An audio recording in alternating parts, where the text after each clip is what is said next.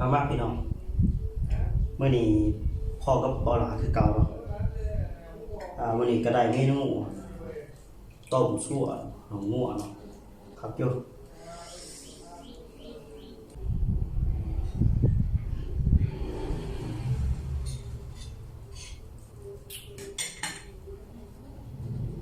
โอ้ต้มใหญ่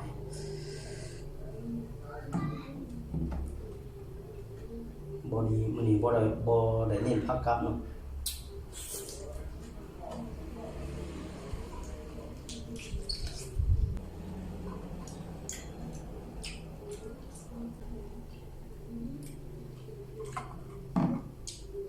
กินคนเดียวคือเก่า